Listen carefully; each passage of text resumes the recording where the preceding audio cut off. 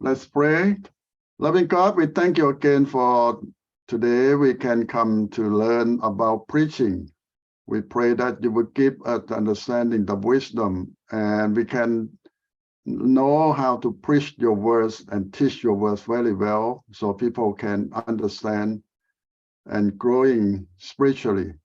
Help us first to understand and know how to do it. That good job for you. In Jesus' name I pray. Amen. Okay, before I forget, there are two things you need to do. First, finish the legislation process. And second thing is, some of you will graduate, mean that in the next few days, I will start sending out the application form for graduation for a certain diploma that you have. When you have enough credit, they will process your application. So I will send it out, and you're supposed to fill out those forms. Plus, they have a fee of $90. So you see that your diploma requires $90 or not. Some certificate won't require it, so that's good news for you. But our diploma will require $90 processing fee. And I used to ask them why so expensive for that piece of paper. They say that includes the ceremony that you're supposed to join and or the program that you're going to have in the main campus. But I ask them, if you don't join, they still have to pay. So that's what they explain, why $90. You have question about the application form for graduation? Okay, when you see the form, you will know how to fill it out. I will send out with email attachment. You print it out, fill it. You can either send it back to me by slow mail or email attachment too. But you have to find a way to pay them $90. Either by check, by cash, or by PayPal or whatever way. You can pay us first and we can write a check for you to send to them. So I think that may be better. You send it to us and we put all your money together and send one check to them. A lot of time in the past, they don't want to process each student check. They don't want to do that. In the past, they say sometimes they have problems and they don't want to deal with that. So we have to deal with the student ourselves. So send your check or your money to the school, Thai-Lao school. The form will tell you, like the legislation form tell you, you have some option how to send your money. Okay, any question before we start? Right down there. Ajahn, I have a question about Venmo. When we send payment through Venmo, do you get charged on your end? Do they charge you a certain fee? So far, no. So far, no? Okay. No. I don't know, maybe some business or something they might charge, but so far, no. Oh, okay. There is a processing fee if you want the money right away, but the one thing is, see, if you wait for 3 days, they don't charge. Oh, okay. All right, thank you. Okay. We want to make sure that they don't charge you. Okay. Because some on some condition, when you do Venmo, they do charge the other party for a certain fee. Yeah, I don't know, maybe some situation or some, I don't know too. I know some now they start charging for some situation. Okay, let's go to our preaching.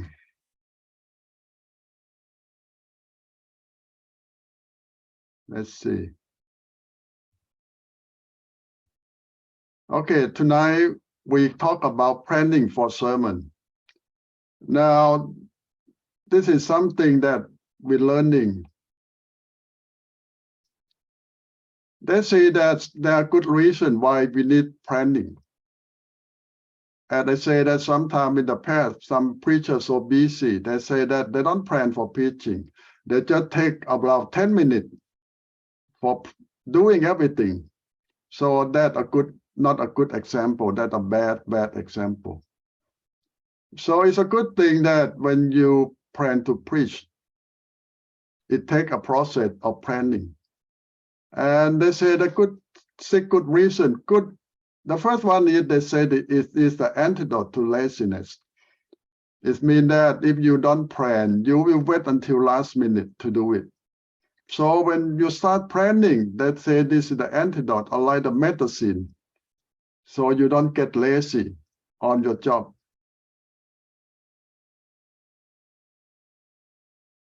So this is some example.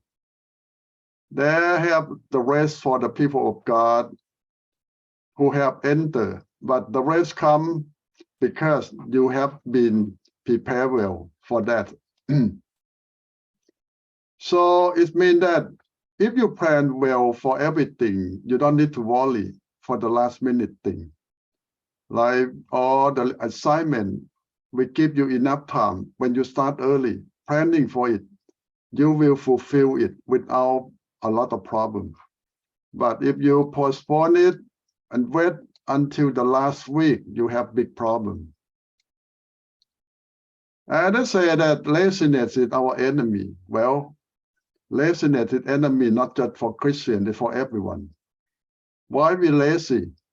No, you know that new psychology today say that, well, laziness is not all bad.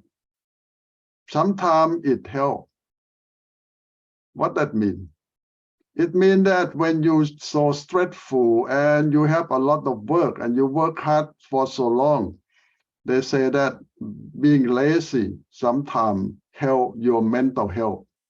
Well, I agree with that. Sometimes, but not all the time.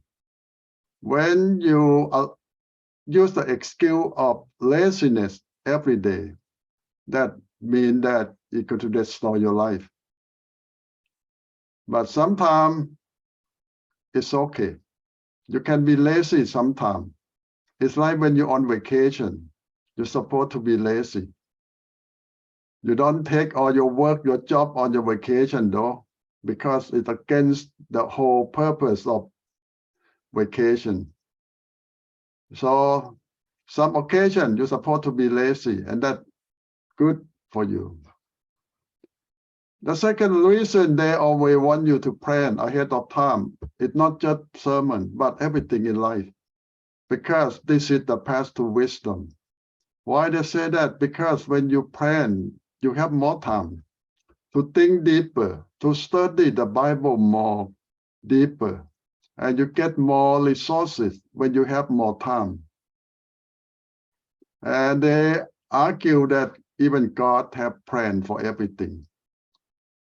So planning is part of a Christian life, and as a preacher, a pastor, a teacher, you need to plan.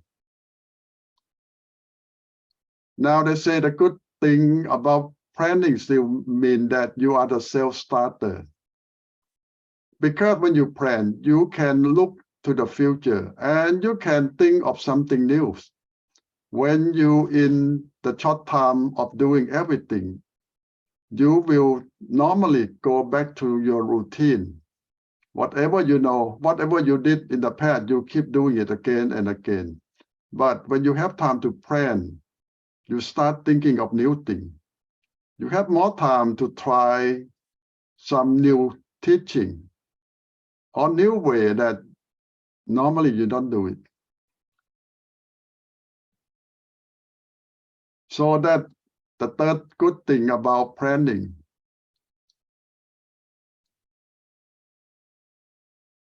And they argue that this is a good habit to have.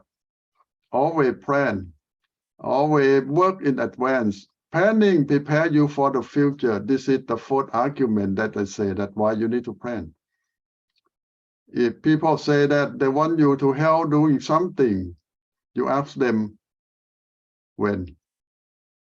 And they say tomorrow, you might say, oh, not enough time. Something you cannot do that fast, but something you can do it. So about teaching or preaching, you always need more time than a few days. Unless you are a very professional one, you are a very skillful one, or you have so many years of experience already, you can preach in a few hours or even on spot. So if you are not have that much experience, you need time. And for the future, good future. So we talk about good future when you have good plan. Planning for you to face excuses, what that means? It means that when people ask you to do something and give you a lot of time you cannot excuse that you don't have time or you cannot do it because you have a lot of time to plan. You have a lot of time to make changes to your appointment. So this, when you have a good plan, you don't need to give all the excuses unless you really don't want to do it. That's another reason. Planning reduce your lives of needless pressure. Well, this is very normal. When you have a lot of time to think, to work on your project, you don't have a lot of pressure. But when you have just a very short time left, now pressure build up. A good way of living. A little bit of pressure is good. It keeps you, pushing you to do something, but too much, it destroys you. It destroys your physical body, your mind, and everything, not helping. And later on, it's even destroy your family too, because you are the problem now. So this is not, you don't need to have a lot of pressure if you start planning early and have more time to plan and work on everything.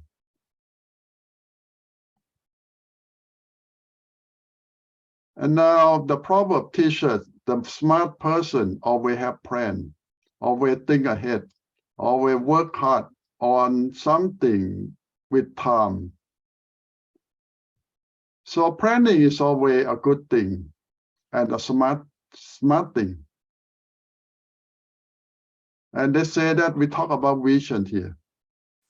When you have a lot of time to think about the future, to plan for the future, and they say that you don't keep doing the same old routine, but you have time to think about the vision, something far beyond just a few days, a few weeks. Sometimes you have time to think about many years ahead of time. And that helps you doing a better job.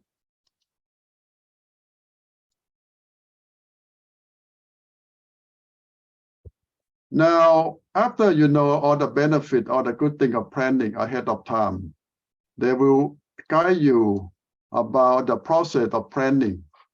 How you going to do that? First, they say that pray. Well, a lot of people say that planning is about me working on the project. Well, yes and no. Yes means that you do a lot of work, but it's still God who guide you.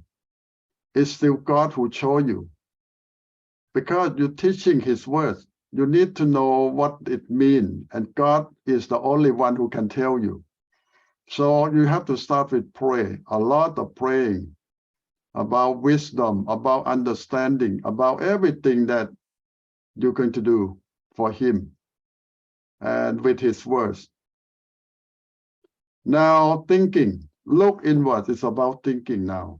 Evaluate all the resources that you have and why you do this. And what's it your goal? Why you pick up a certain topic, or why you plan this way? What God tell you?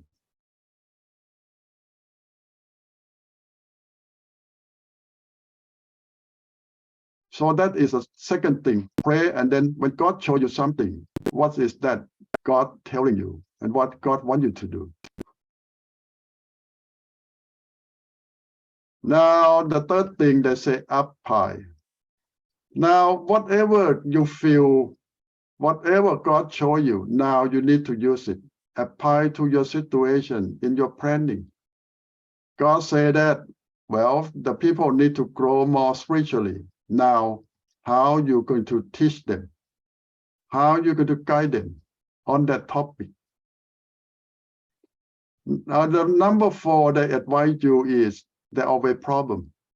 There always difficult thing to do. So now you need to find out what is the obstacle. If you advise them to do certain thing, make sure that they have the means to do it, or they can do it, or how you can help them to do it successfully. So this is about planning. You look to the future. You not just teach them to do something, but you need to think through that. Can they do it? Is it possible? So this is some simple guideline about the benefit of planning and how to plan. They advise you to start with God, pray, and then think, and then search, and then apply. So that's a simple advice, but the benefit of planning is a lot. It's a good thing that you plan. Now we're going on the 7th tip on planning for a sermon series. Now, a lot of preachers in America today preach on the series. That means that it can either be the series of topic. Mean that, for example, you're preaching about tithing, about tithe offering. You can preach in 4 times because a series, 4 series, or 6 times. Build up your sermon step by step. What is tithing? What is offering?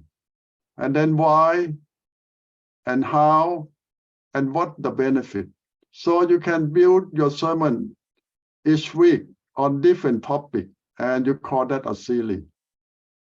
Or another way of series is you call the book of Matthew. So now you preach from this whole book, and you can call this is the Matthew series.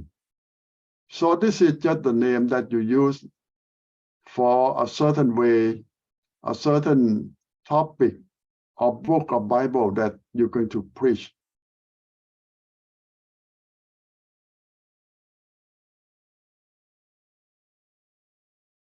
Okay, I will stop a little bit for your reflection and question. Now, you know the good thing about planning and how you should start.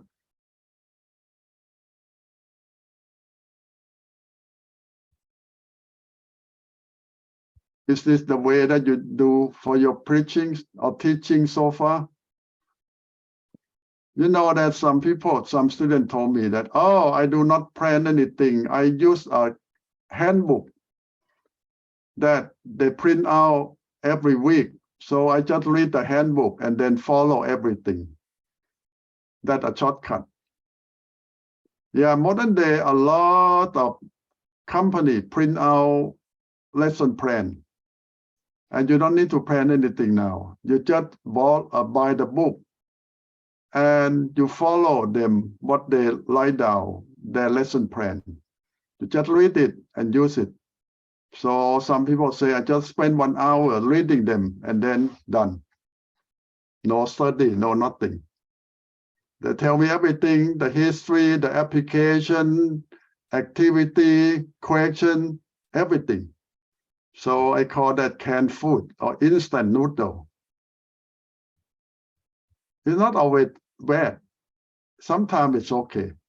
But I feel that every day, every week, all the time, it might not be so healthy. Why? Because all this lesson plan public by big company for big churches. And they sell a lot to big churches.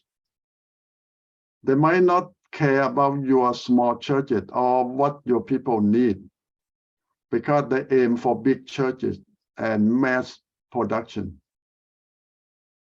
Some topic may be okay, but a lot of time they don't mean for you or your church or your group. Now people say that how about I use those lesson plan and adjust, make it fit our need. Well, I think that the combine it's good in both ways. You still have to work some. It's like you take the instant noodle and you don't use the power of seasoning. You just use the noodle and then you put your own vegetable, meat, and your own spices. Okay.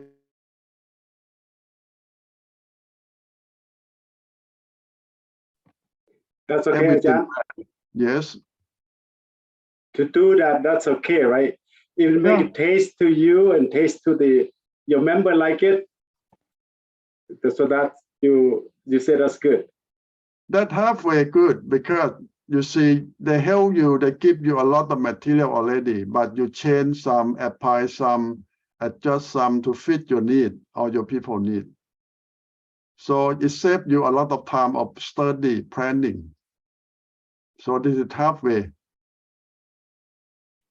It's like when the old time people cook anything from scratch. It takes them whole day. But today we have all the instant one. We can just boil them, microwave them, or do anything. That's the instant one. But the combined one, you use some instant and you make something yourself, you add something more, change something. So that may be in between. Not the best and not the worst. Nowadays, you have all resources. So there's no excuse that you cannot teach, you cannot preach a good, or cannot do a good job. You have all the resources. It's just you want to do it or not. The Bible in the book of Proverbs say, lazy people, so lazy, not even to put food in their own mouth. You ever think of someone so lazy that not even want to put food in their own mouth? It's almost like a joke, but the Bible clearly says that most people don't even care about spiritual food, even if it's available. So they starve themselves. But you know, God make our body to tell us that now time to eat when you get hungry. You run to the kitchen or you run to wherever you can get food.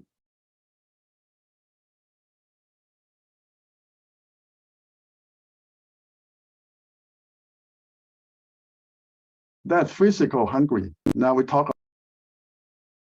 You think that most Christians have spiritual hunger? Or most Christians are starving to death? Or most Christians now on diet, spiritually diet?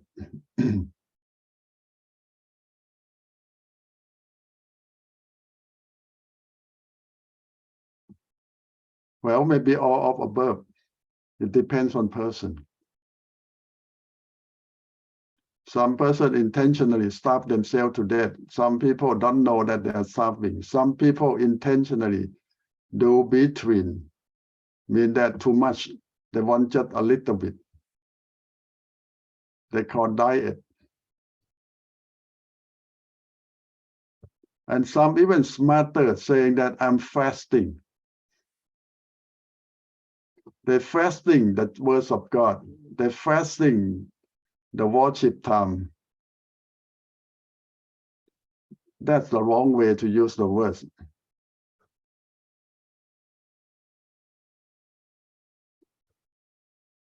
Today I see in the article from Daily Bread or somewhere, they say that you never overdone praying or reading the words of God.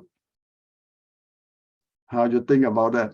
Some people always say that you overdone of doing something, but for prayer and reading the words of God, you never overdone. we always underdone.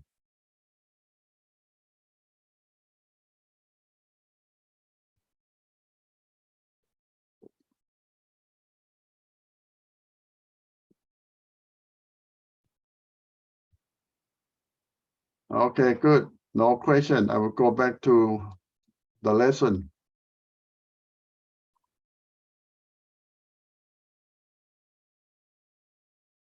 Now let's say 7 tips that you can use in planning your sermon series.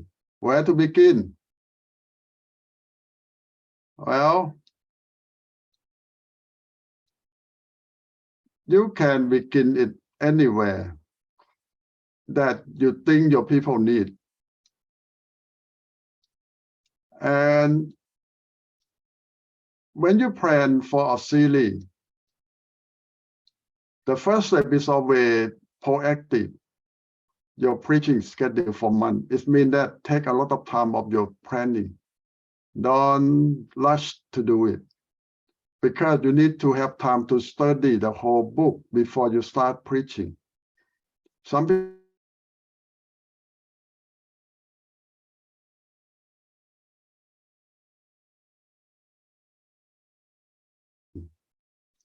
So a lot of time they set up that you should plan ahead, like you have a series of sermon for at least 3 months or 4 months in advance. Mean that you need to study 4 months in advance for the whole series of sermon you're going to preach in the next 4 months or 3 months at least. You have all the plan, you have all the outline, and you have all study all the book and ready at least 3 months in advance. So this is a good way to start with. Plan your planning. What that mean? Well, even a plan needs a plan. It means that you cannot just think that, oh, I will plan something. But before you plan something, you need to have a plan about that. I'm going to reserve a certain time and when and where. This is the planning about planning. Plan to have planning time. So this is double, mean that you need to make time. You need to think ahead. And preach in expository series, what that means. Later on, you will learn at least 3 kinds of preaching. We talk about topical, textual, and expository. And they always advise you that expository is always the best for your people in the long term. Topical is good for a short term. It's instant one for special occasion. Textual, it needs more complicated listener who have more skill of Bible or foundation. If they don't have a lot, people will get confused. When you jump from book to book, you jump from praise to praise, a lot of people get lost. But expository, it just stay on the text, a certain passage, and that helps most people. And when you make on the series, they always advise you, if on the book, you stay on expository, or even on the topical, is still good on your series, but expository always the best that they recommend you.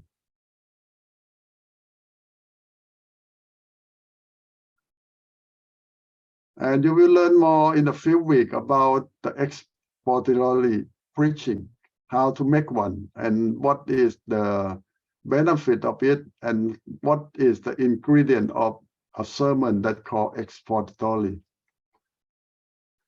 After you plan a certain book, a certain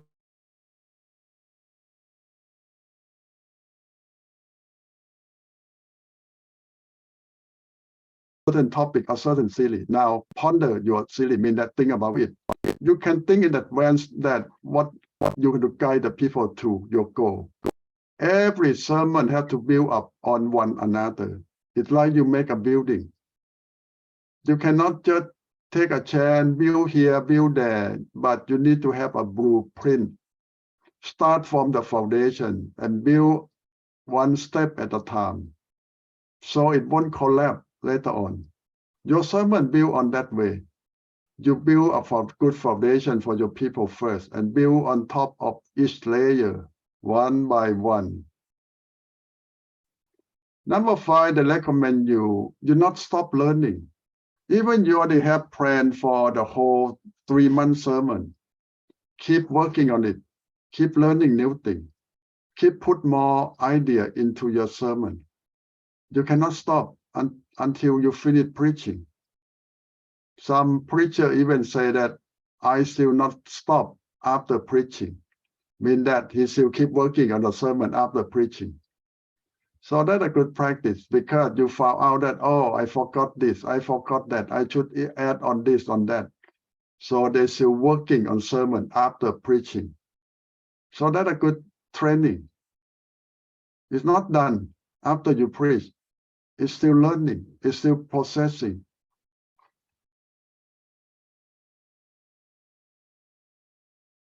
Number 6, pastor your people with your preaching. They say that in America especially, the pastor is the one who preached every week. So you shepherd your people by your sermon. And they expect from you as a senior pastor or the only pastor in your church, you're going to preach almost every week because you are the shepherd. But I know that in a lot of Asian culture, the pastor rarely preach. They always invite someone to preach. I went to Thailand and people invite me to preach everywhere. I said, how your pastor? They say that the pastor preached a few times a year. And the rest they invite guests. I say, why? They say that they hire a pastor with different reason than church in America. The pastor in most churches in Thailand, just the manager of the church. They hire him or her to run the church, to manage the church, but not as shepherd, not as someone who could teach them and train them spiritually. That job they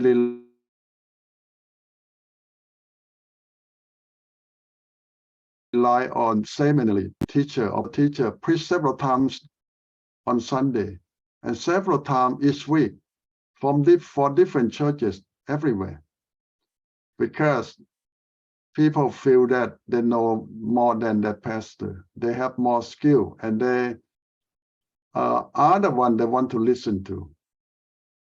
But their own pastor can be a young man, a young lady that just graduate and come to run the church, not to be a shepherd.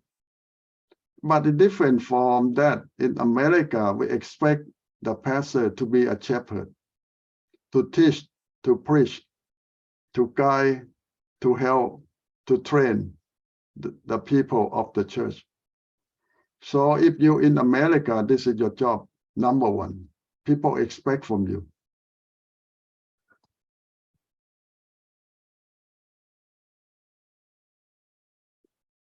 Pray. They advise you pray all the time, a lot of pray, because this is the words of God and not your words. And you're going to share his words. He have to be with you. And he have to tell you. And he have to convince the people to believe in what you say, that this is from God. And beyond that, God needs to give you authority to use his word, to preach his words. Without that, you are nothing. Okay, this is more 7 advice how to plan your preaching. Now we'll come back to you and for your reflection or question. That you do all those steps or you skip some, or you think that some step not necessary. That 7 steps that I advise you. Pray, prepare well, and pastor your people through your teaching or preaching. Think about your series all the time. Use expository. plan your preaching in advance with a long time. Plan your planning. This is 7 advice, 7 steps on working on your sermon. Okay, I will come back to you.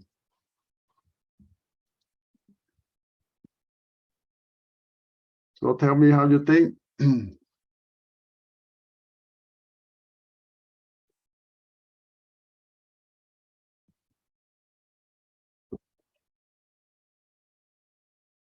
I know you're going to say very good.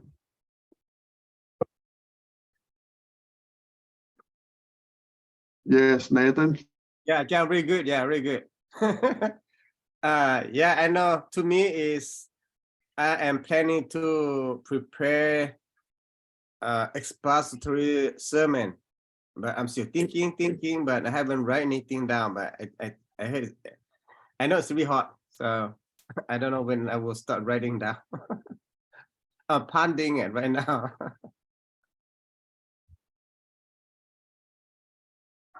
I think that my internet have a little bit problem. So Nathan, you have to repeat what you say. I said that I am planning to prepare expository sermon, but I've been pondering, but I haven't wrote anything down yet. But I know it's hot. It's a bit tough.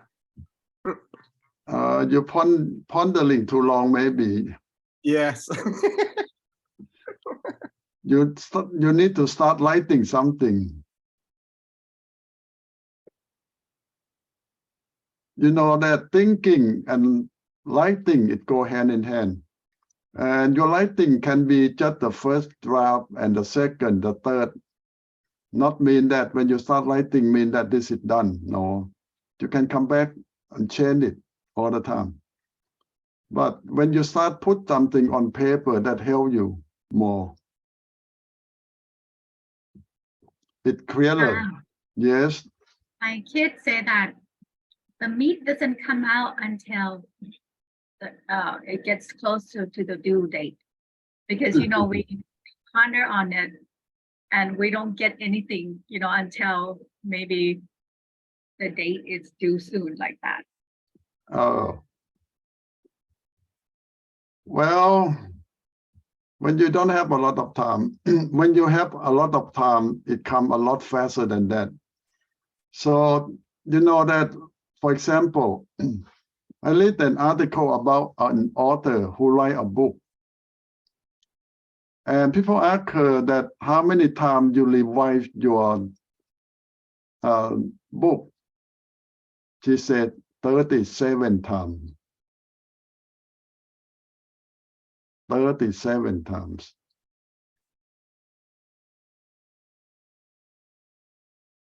You ever heard anyone rewrite their own book 37 times?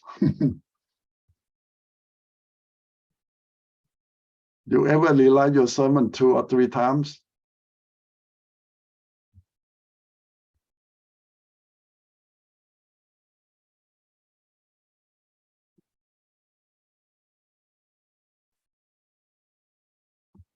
Well, most of us lucky we finished the first time.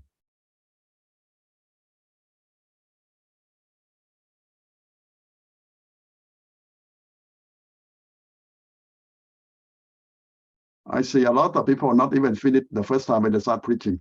How you tell? When you listen, it half done, half baked, half cooked.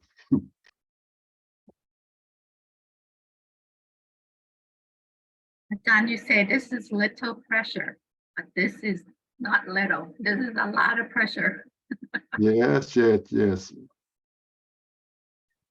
That's why they always want you to plan ahead and take a lot of time. Don't take anything that you don't have enough time to plan.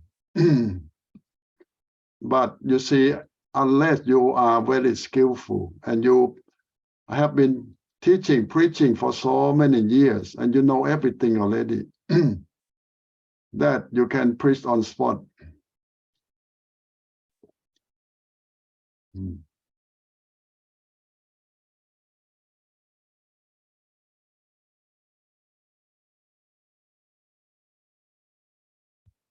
Hi, Nathan. Go ahead. You can preach on spot. Ajahn, I know it's out of subject. Different. You've been mentioning about Thai pastor that they don't preach. I wonder how when they apply for the position. So, what do they get asked for? Like, did you have any management degree or something instead of? Are you graduated from a theology seminary? You talk about in Thailand or many Asian country. Yeah, the first requirement is you finish the seminary or Bible college or something. That's the minimum requirement. That's all what they want. But then why they don't I cannot say appreciate, but they don't want the pastor preach instead of hire have other people come and preach for them. Well, to hire a very senior, very educated, very good, they don't have a lot. There's so many churches looking for pastor. So they end up that way, that they hire a young pastor just to be the manager of the church. And the young pastor have to search around every week to find some skilled preacher to come to preach. And that's the main job. Run the church, not pastor the church in the sense of teaching, preaching, no.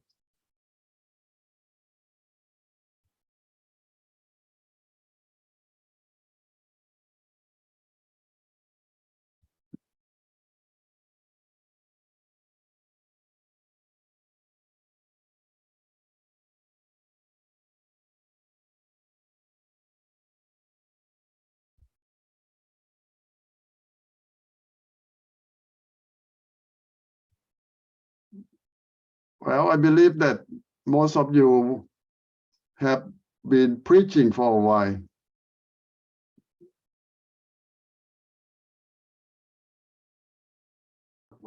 Not me, Ajahn. I just do it when James rarely asks me to do it. Otherwise, I don't do it because I am learning. I know that I'm not up to job yet. You know, preaching is not just a public speaking, but you need to be the biblical scholar to share the words of God. A lot of people know how to talk until dog fall asleep. That's my way to say it. But they don't know the Bible.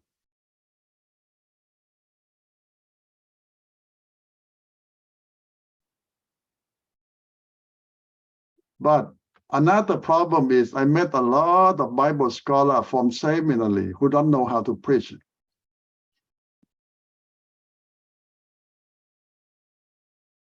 They're so boring. They put people, even baby, to sleep.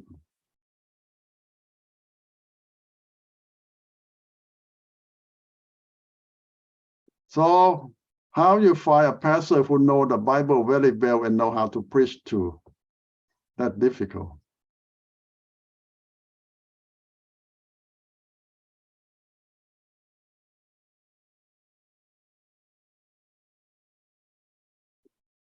So now, which one you want to be? The one who know a lot but so boring. Yes, Nathan, you want to be one? John, I think since you mentioned about that, it reminds me Paul. It seems like Paul, he's not a good speaker. Yeah, you're right. Compared to Apollo. Yeah. But he the greatest scholar, the greatest theologian, Paul, he is.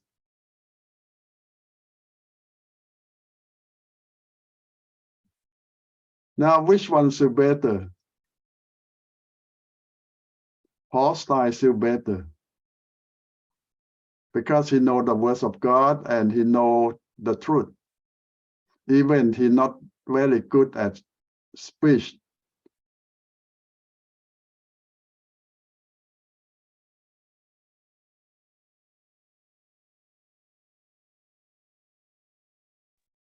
Then Ajahn, Yeah. for who is a speaker so good, they don't know word of the God, that is useless. But a lot of modern day churches love those kind of preachers who talk nonsense.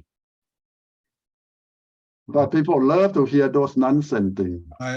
I have experience when we go somewhere sometime, yeah, make people, those people, they can make it funny, go lot of those words, but not word of God. That's why, sometimes when I feel like, boring, but people feel like, happy and love to stay for a long time. I don't know.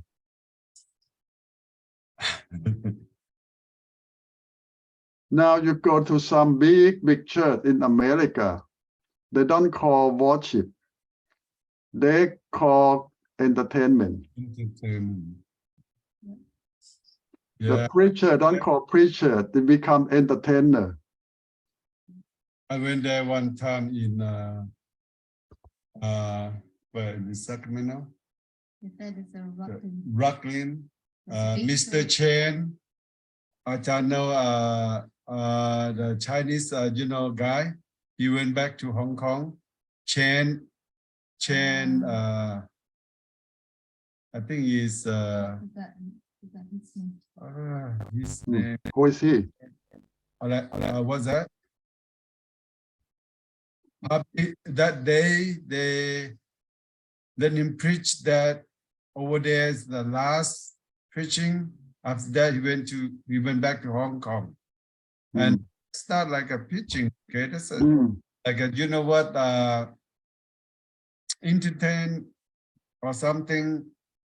A lot of fun people, like a crowd. Everybody go listen to the music or something. It's like concert. Like a concert. Yeah. When I go to big church in Southern California, I call that is shopping mall church because it's really shopping mall. People go there to drink coffee, sit in the bookstore, and they have small movie house that people can get into worship in and out. And most people just go there to drink coffee and talking and pop in when they have some good music and pop out to have more coffee. So I call that the shopping mall church. Okay, John, last question to ask you. How about the preaching time? If we see the audience so boring, and then can we mix some of the entertainment thing, like, funny thing, joking, just make people wake up? No? Oh, yeah. Just a few of them, not that much. Well, I think it's okay if you can use something to get the attention, because modern day people have a very short span of attention. In the past, people can listen to 1 hour, 2 hour sermon, but today forget it. Especially in America, anything longer than 15 minutes, even adult walk out. So this is the time of short attention. You look at all the internet, everything just a few seconds. It's so short. People attention is so short now. Yeah, some people they go to church and they not worship. They just sit there and just sleep and snore. But I saw the pastor cannot do anything, and most people sit there and snoring. And that's why I want to ask this question and what's going to help.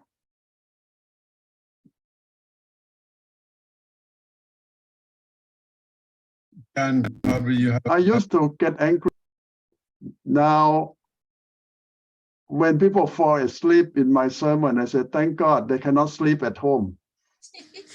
So they come to listen to my sermon and then they're set free, they can sleep. So I thank God for that. Sometimes people step on the stage like a loud boom. Awake. Now, for me, I feel okay now. Oh, okay. This one pastor, I saw they step on very loud and yelling very loud. I said, oh wow.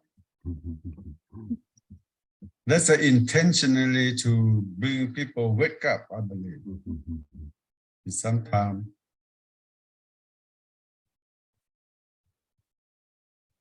I had an experience before too. When I go listen to the preacher that I don't understand the language, it make me fell to sleep at in the back of the back seat. I know Pastor Ron, right? You know his style of preaching. He pound the podium, right, and he speak really loud too. And every time that he pound the podium, you wake me up. That is his style. He's been pastor for over 40 years. Well, we all have different style. Whatever work for you, do it. I found out that, John, sometimes you try to cook to fit the mouths of other people, and sometimes it didn't work. But you gotta do your own cooking. Whatever tastes in your mouth that tastes good, cook the way you want to cook, and sometimes people learn how, because it is the truth, right? And you don't want to before I said look at the other people's preaching, but and I found out that learn how to write yourself. Sometimes it's even though it doesn't make sense, but it's your own cooking, So God, as I feel like God, want you to do it on your own, and then try to cook the food, that some people like it, some people don't like it, but you cannot please everybody. Yeah, you come to the heart of preaching. The first listener is you yourself. Yes. You yourself.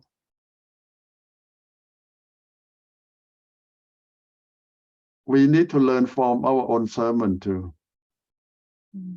And if we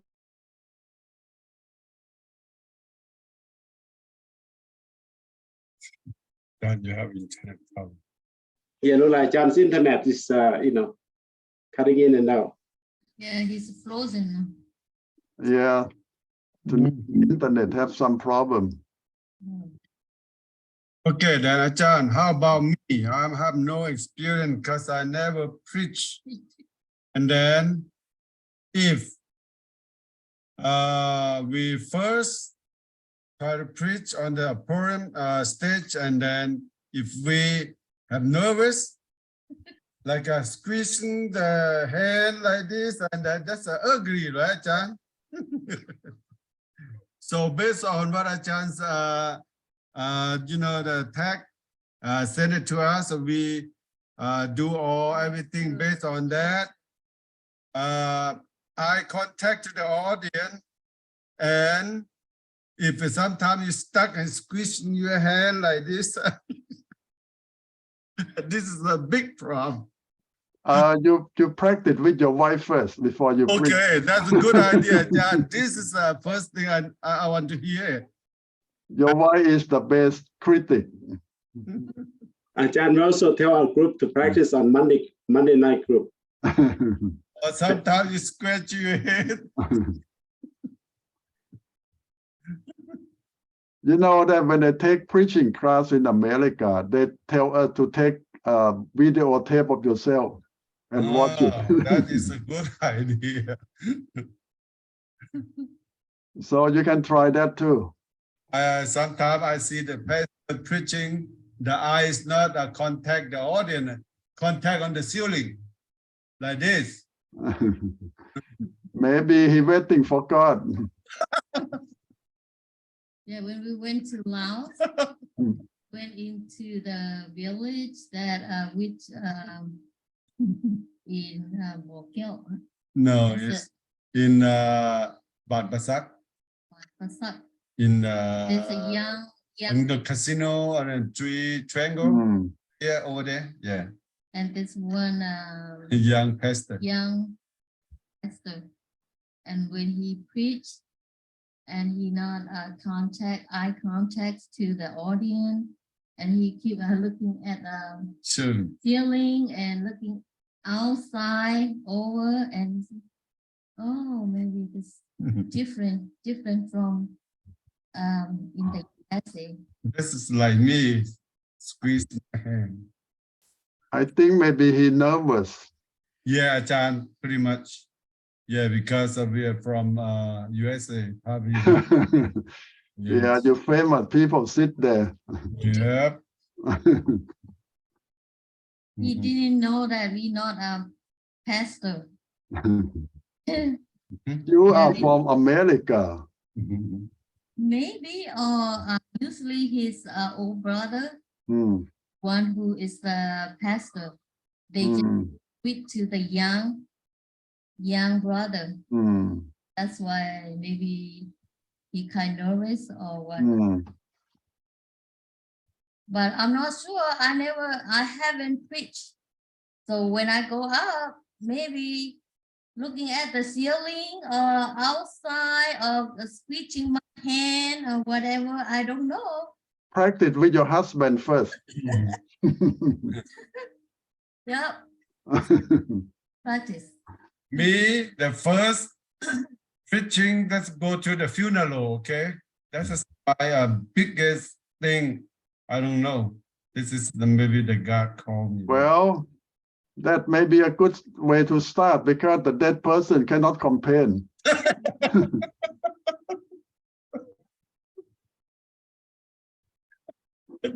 I kind of awake. Okay. Okay, that's a good way to start. Yeah. Christian funeral service.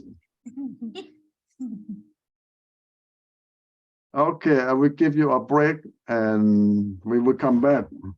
Okay.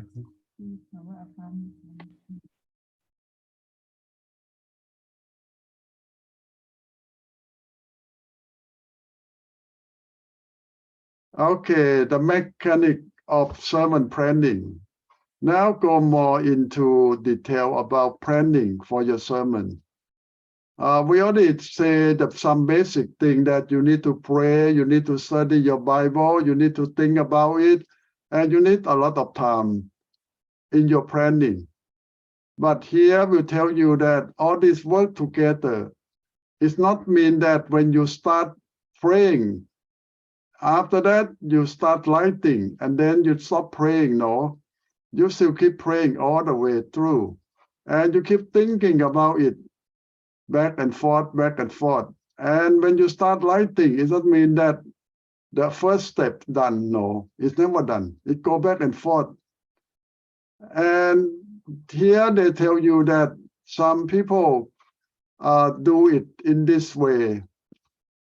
They even have a retreat, mean that they take themselves away from their family, from their job, and just concentrate on their planning by himself or herself.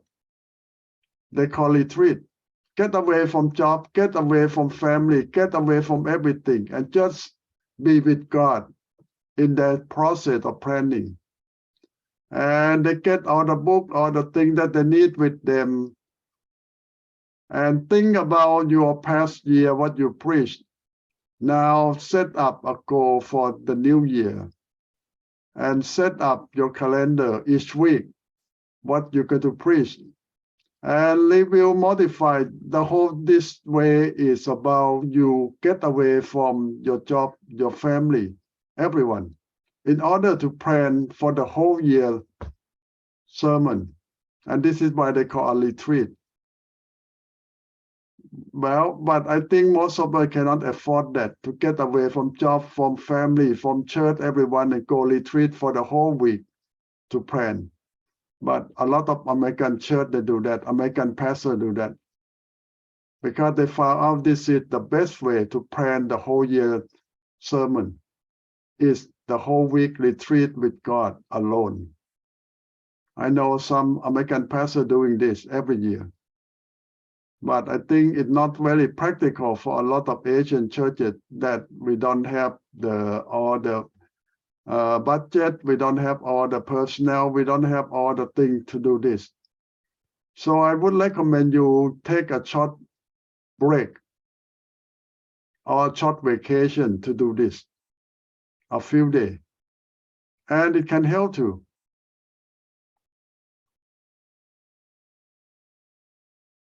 So they talk about schedule a planning retreat.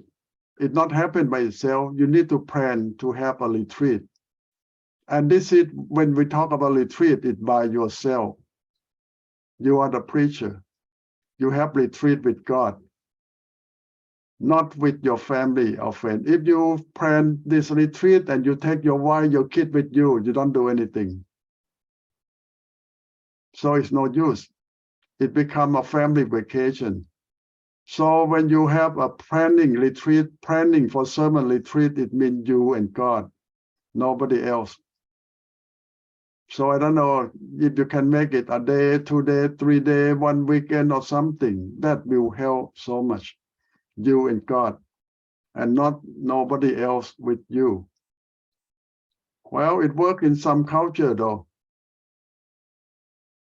I heard a lot of some of Asian pastors doing that now, but a lot of American pastors will do this every year because they found out this is the best way for them to plan the whole year sermon. Mean that they take personal retreat with God for the whole week. Well, I think some of them might take their wife to cook, to clean for them, but no children. So it depends how you can do that.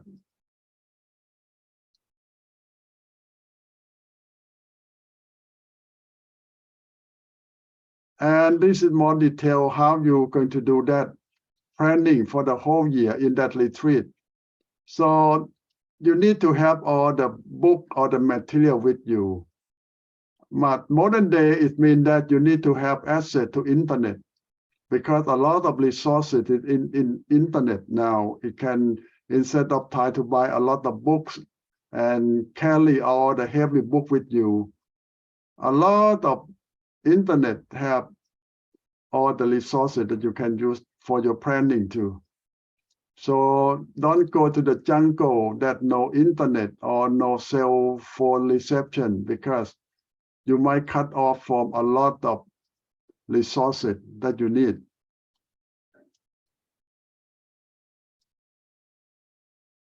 So planning is that the first step that recommend that you should take time to have retreat when you plan for the whole year sermon or long-term sermon. But if you plan just for a few months of sermon, you might just take a day or two, a day off or 2 days off. And you can do a lot in that retreat with God alone. I know that a lot of you love hunting or preaching. But if you go with a big group of people, you cannot do your job. You have to go by yourself or just with one good friend. And you have to spend most of your time with God on your writing, your planning. That will be successful. And some people take some clue on a church calendar, mean that every month they make something special, like Easter retreat and all the special occasion. And they plan their sermon on those occasions, special occasion. They have regular preaching on normal Sunday, but on special occasion, they add something special on. So this all need planning. You cannot just pop it up, but you have to plan ahead for the whole year. And the second thing they say that they say you bring all your books and all your thing that you need for your planning. But today I say that internet is so important. You need to have internet connection. It doesn't matter where you go for your retreat, in the jungle, on the mountain, by the lake. If you don't have internet connection, you lost a lot of resources for your planning. So think about it. Unless you want to carry all the big books or the commentary with you, that's another option. Some people say that I going to the jungle and no internet. It's okay if you like that, but bring all your books, resources that you need with you. And what you need to have, Bible. When we talk about Bible, it's not just one Bible. You need to have the Bible that you can compare. The good one is you need to have some knowledge of Greek Bible or English that explain the Greek Bible or the Hebrew Bible with you. Why? Because when you plan something so long for so deep, you may encounter special occasion and a lot of things. And one Bible may be not enough for you, especially in the language of your people. You always need to have a very good English Bible with you too, to compare, to see is good about what the Bible want to say. I know that a lot of translation is not perfect and they miss a lot of things. Take your personal calendar, mean that, as I say, more churches will have special thing on almost every month. And you cannot miss that. So you need to know exactly this year, what Sunday you have Easter, Good Friday, or Mother Day, Father Day, Thanksgiving, Christmas. All these things might change every year, like especially Easter. But something exactly second week of the month of May, third week of June, that Father Day, Mother Day, exactly. But calendar will confirm to you. So you need that and your planning. Your church calendar, because each church have special occasion different from another church. So you need to know that your church have anniversary or some special day for certain group of people, celebration or something. You need to know that, bring it with you. Exactly, each year it change the date sometime. And in American culture, American churches, they need the denomination too, mean that because they have convention, they have annual meeting, anything that you might have to skip, or you might to have find someone to replace you. So you need to know in advance. Plan ahead of this day and take a civic or community calendar. In American culture, yes, a lot of things they celebrate. And when that weekend comes, you know that some of your people might not be there because they celebrate too. Some special occasion. This is, we need to know which Sunday is that. Study too. When they mean this, it means commentary, dictionary, and all the tools that you need to have about planning your sermon. And they say that it's always smart to have last year or many year sermon. Why? Because you won't repeat yourself on the same thing that you just preached last year or 2 years ago. So sometimes you forgot and you think, oh, this topic is so good, but you can repeat yourself. So try not to repeat yourself every year. After many years, it might be okay, appropriate to bring the subject back, but not every year. There's still many other things that you need to teach them or preach to them. And looking backward, We always say talking about looking forward, but sometimes you need to looking backward. Both about the future and look back to the past. And they talk about the Roman God, one who have both faith. Look to the front, look to the back in the same time. And it's some kind of smart idea. Even the Bible says that always plan for the future, but in the same time, we learn from the past. So think about what worked in the past. It might work again in the future, but change some. Don't keep repeating yourself, but we learn a lot from the past. You might be surprised that why 5 years ago, a lot of things work better than today. Something changed. And you keep up with all the changes or not, or you cannot. So a lot of things we can learn, not just from the future, but also from the past. And I recommend you that last year thing can teach you a lot. For example, last year you preached some kind of series of some sermon, and you feel they have a good response. You have to evaluate why people like it and what worked. You can learn from that and plan ahead for the future, the next year. New series or new thing that you think it might help people, or people might respond better. Or something that you know it doesn't work last year. People doesn't like it. People don't care about it. People don't show up. So learn from it why people don't pay attention. What topic that touchy or is not ready for the people now. So you can learn by looking backward and plan forward in the same time. Nothing wrong to learn from the past. And can repeat something that's successful from the past for the future too.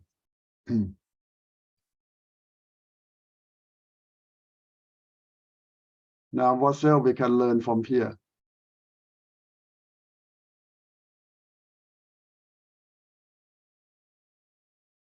Now, they say that you need to sum up all your plan in your big calendar for your preaching.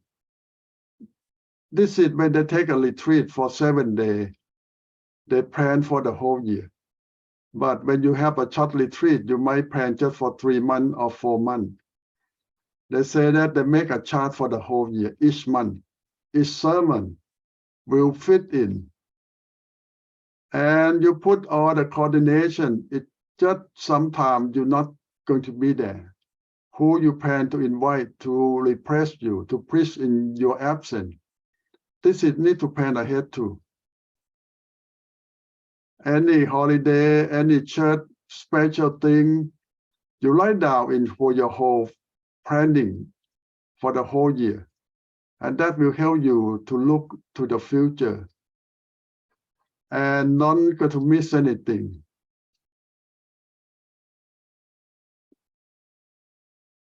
And people ask me that, should I share the whole year sermon with the people now? Well, sometimes it's a good idea, but sometimes they need to know just about 3-4 months in advance.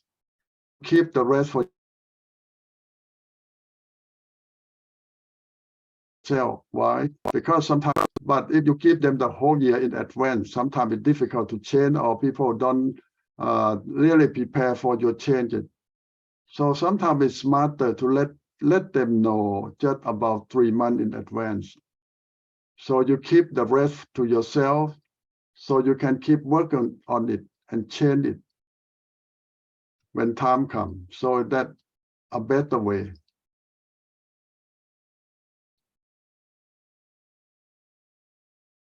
And give yourself more freedom to change and to adjust the thing, the topic, and something that you don't expect that will happen. So you get more the freedom to do that.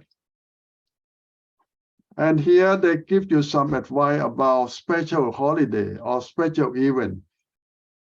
every year in America, you might say that every month there's something special going on. And you can select that you want to celebrate something special each month in your church or not. If you want to do that, you need to plan the sermon for that special occasion too. And if you don't want to do that, you can put another series of sermon in that place, but you need to know in advance. You need to plan ahead.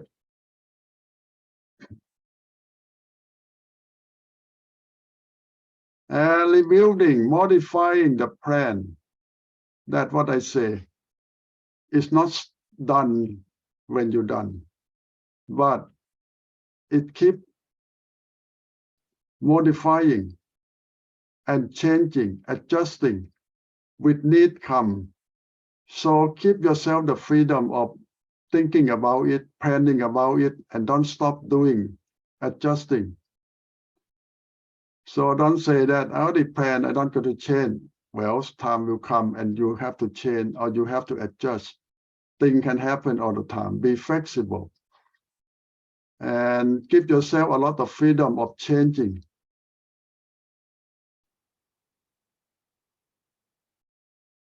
And I say that planning will never done until it's done. It means that you keep working on it and open up to new idea. Something new happen, you accept it. And sometimes you don't want to change, but you still have to change. So be flexible. Sometimes you plan ahead a lot, but things happen and you need to change. So be prepared for that too. And don't say that I cannot change. We have to. For the sake of church and for the kingdom of God, we need to work with all kind of situation and be prepared. Things can happen. And when you prepare more, you better equip for the situation. But when you never prepare, now you have serious problem. So tonight is mostly about preparation, planning, not just for the sermon itself, but timing, scheduling, and working with a lot of other people beside you. You see that in order to preach the sermon, it's not just you, the preacher. It also deals with other people who get involved and helping you too. So thinking about them too. They also part of your preaching team. Okay, I go quick. I just hope that you have a chance to read the lecture yourself too. And it's always smart that when you read the lecture, you make note about your question and what you don't understand or what you want more detail. Because I cannot go in detail on the lecture, but I will explain to you or will revisit with you if you have concern on certain point.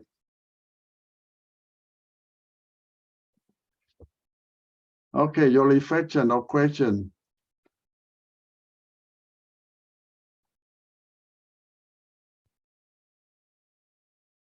Yes, Nathan. Ajahn, do you I don't think a lot of pastors do planning like that, but you know, do a lot of pastors do, and this is my first question. Second question is for preparing the sermon. Can, for example, if we have like 2-3 good friends, can we share our sermons and prepare together? Okay, your first question is, do I know any pastor doing that? Yes. A lot of American pastors doing that. They take the whole week off for their sermon planning. And the church give them a break. I don't know they really do the whole week on that planning sermon or just preaching. But they request the church to give them 1 week for their sermon planning retreat. When you say, Ajahn, you say sermon retreat. You know, I noticed that our American pastor at our church, he never take any week off, almost like you. He's American, and I don't know if he kind of felt like if he does leave 1 week and he cannot find somebody to replace him, or maybe somebody that's not suitable enough to replace him. I don't know. I've been to that church for I don't know how many years, and he hardly take any vacation, even though we always tell him you and your family need to go take a break, and he refused to go. I think just last 2 years that when his daughter got married, and I think his daughter had grandkids too, and then I think also the in-law also kind of pushed. So he start to take. I saw the calendar now. Every now and then they go somewhere, But then he go like in the middle of the week sometime, and then by the weekend he's home, So I was wondering, I don't know. I know American people. I know sometimes they're different from us too, but even for the men too, sometimes they don't take the break too, It depends on a lot of situation. Is that a big church or small church? Our morning service, they're not that big, but he's been there for almost 30 years, How big is the congregation? Bigger than small. They used to have a lot, but I was about 75. 50 to 60.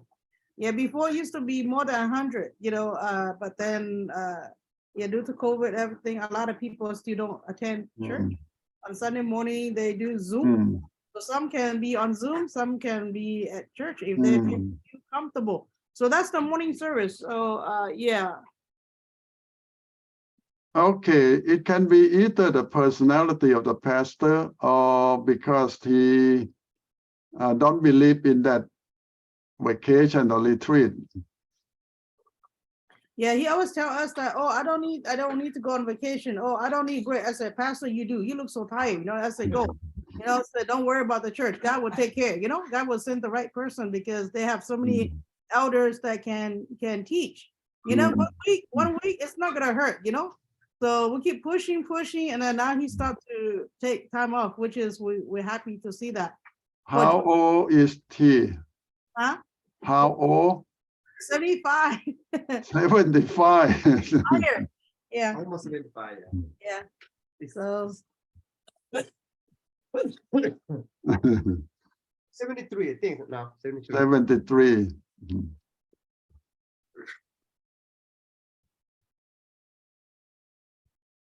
Yeah, in some churches, they already retire him. Yeah. No, I think that's his personality. yeah, we get to know him very well, and we found that his personality is very strong. It's really hard for us to get anything across, either my way or no way. So we have to pray for him to soften up a little bit. But between me and church and the American church, we work very closely with them. So anything they need to pass on to us, normally they reach out to me and Nathan first, and then so we can pass it on and work with it. So, but sometimes we do run into hardship because everybody want things to be done differently. So we always have to go by the calendar. We go by the calendar, but a lot of times they don't go by the calendar. So it's yeah, it can be chaos sometimes. Probably he is the owner of the church. That's why he's running by himself. He started I the guess so. Yeah, he did started that church. But we're talking about flexible, if be flexible and yeah, like John, you said like preparation, everything. Sometimes you want it the way we plan it, but then sometimes things doesn't go the way accordingly. That we have to be flexible. That's that is something me and Nathan have to face sometimes. That because people don't see what you saw, so they don't have the vision the way you have. A lot of times we have to be flexible too. So yeah. It's always good to have a plan, but it's always better to be flexible because things will not go what we plan for all the time. That's true.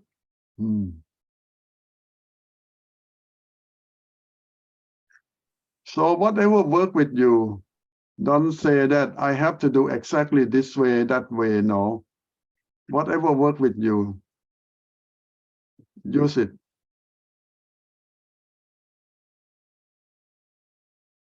Some people believe that there is only one way to do things. No. No. Yeah, a lot of time we came up with the idea, but we had to bring it to the elders too, and to the congregation. If they will always have to vote, if even though we want to go this way, but if it doesn't get passed, then we just have to just let it go and then move on. And that's something that we have to learn how to adjust.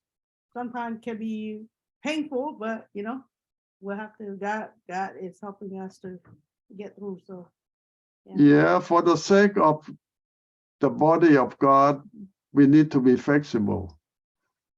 A lot of people cannot adjust, and that's a big problem.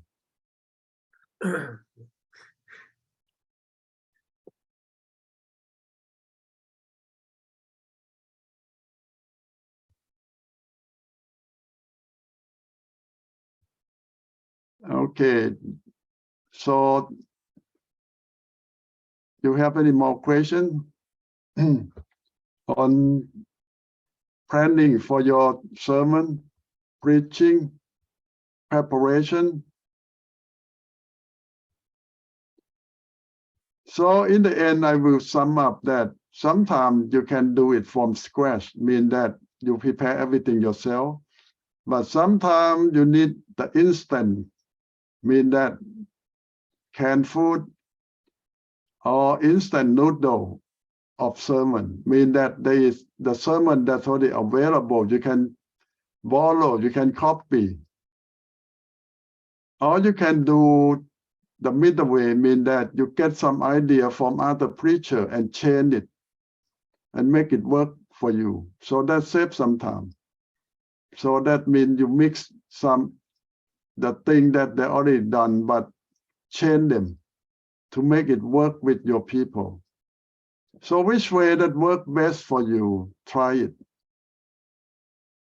I know some of you might love the instant one, but I would recommend that it's not healthy.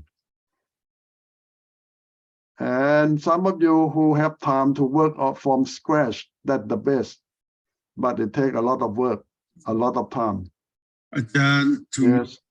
For my I want scratch, but you know, I don't want to copy no one else, but the way that I try my way, sometimes, you know, I have to take my scratch paper, throw away maybe 100, maybe could be like that.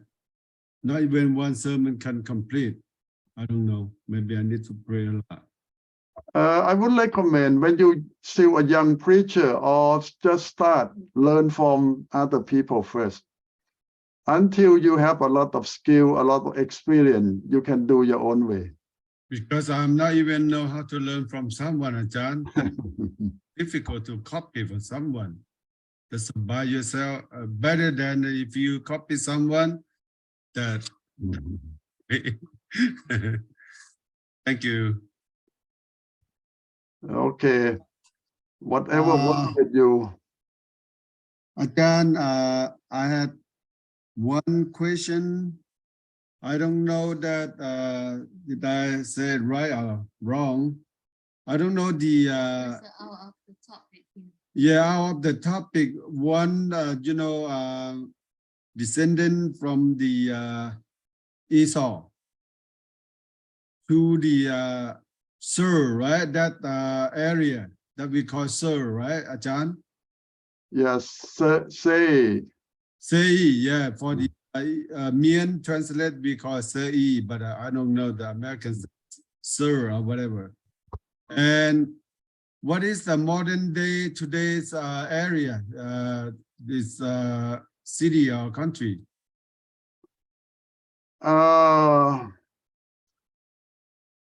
You see that's also part of Israel. Israel. You know that Israel earlier it keep changing. You see, we call Israel, but that part belong to Palestinian. It's not a Jordan, Ajahn. It's very tricky. You know that when Israel start the country, they just have a little bit, but they make war. The Jews make war with Palestinian, with Jordan, and take over. Now it's under Jewish control. They call the West Bank. Mm-hmm. When I search the map, what I see that area is belong to the Jordan. Yeah, but under Israel control now. Oh. So in many wars, the Jews take over Jordan, Palestinian land, and they never return. How about the Babylon is Turkey? Babylon is Iraqi? Yeah, the capital of Babylonian, most of the land belong to, today is Iraq. Oh, okay. Most of them are Iraq. Is the Nineveh is also Iraq, right, Ajahn? Yes, in part of Iraq today. Okay, thank you. Yeah.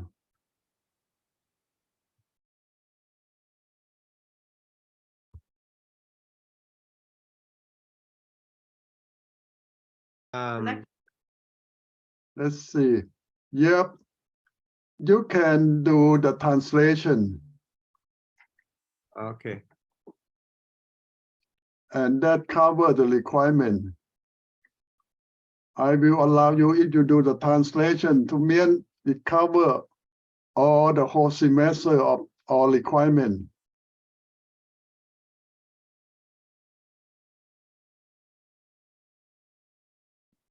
So if either of you want to do in Mien, you can choose another subject, another class. And I will allow it for the credit for this class too. Ajahn, we are talking about son and care and farm. We all get together and do together, Ajahn. It's okay? You want to do just one subject, one class helping? Okay, if you don't have all the two like what Kong Sai have, you have to do from scratch. Yeah, we have to do like Well, we don't have to. We don't have anything, so it's gonna be from scratch. So I think with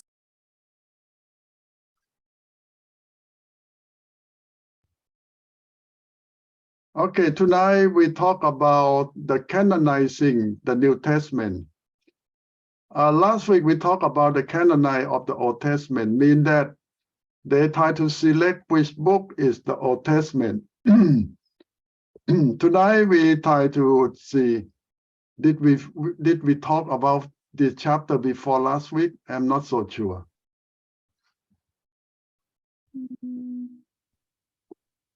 Let's see. What week are we? Is it correct chapter? I'm not sure. yeah, I think chapter 5. Yeah, I think. Okay, good.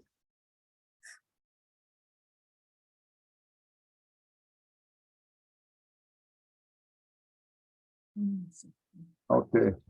So the chapter 5, we talk about New Testament. And we already say that New Testament also have so many books. It sounds familiar, New Testament.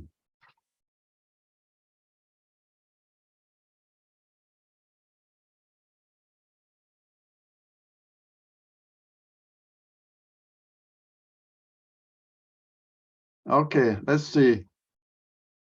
So the word canon, it just means that from the Latin word mean it maturing, read mean that they measure the thing to make sure that it's correct to the standard. But when we use this word for the Bible, it means that a lot of books that have been written in the early church time, they try to check that which one is up to the standard to be Bible. Now, I can give you a general idea of this whole chapter, that they use a few standards to decide which book is going to be New Testament. The first standard is, let me tell you in advance before we go there. First, they know for sure that the apostle wrote it, or at least the apostle tell his student to write it. So that means that the first criterion, that it's going to be New Testament. Apostle need to be directly or indirectly write that book. Okay, that's the first standard that have to pass. The second standard is all the early church have been approved or accepted for a long time. If they have dispute or doubt about that book, they won't accept it. So it needs to be available long time, and the church from the early church from the first century accept that book, that Paul, Peter, John, James wrote it, no doubt. So that's a second criterion. The church have to accept that book long time ago, not just now, and not in doubt. So that's the second criterion. So the New Testament is a lot easier because it's just about 2,000 years ago. When we talk about Old Testament, it's almost 4,000 years ago. It's more difficult because there is a lot of record. But the problem of the New Testament book is so many copies. As I say that in the old days, they copy the Bible by hand overnight. And when it's so late, the copier sometimes gets so tired and miss something. And even you try to check, it's still difficult because the way they write it, they use something, metal, sharp metal, make a mark on the skin, and then they fill that gap in the skin with some ink. So now you see it's a two-process work. Make the mark on the skin and then fill it up with ink. So it's more chance to make mistake. So when we try to correct New Testament, we encounter so many copy. You need to compare copy and copy, and sometimes there are differences. And now which one that you can trust? You know that they try to compare as many copy as possible, and the oldest one get more attention. Why? Because the older one is more original, close to original. The new version, new copy is the copy of copy of copy. But when you get the oldest one, it's very close to the original as possible. That's why they try to find the oldest one. And as I told you that people in the old days, they never throw away the Old Testament or the New Testament. Any old copy, they save it. How they save it? They put in the jar, seal it, and bury it in a cave in the desert. So after thousands of years, we dig those caves. We found all these fragments of the New Testament, Old Testament. It's still there. After thousands of years, it's still there. Because the desert is so dry and the weather either cold or hot. So nothing for the bacteria to survive or anything that can eat the copy. They seal very well in a jar and bury it.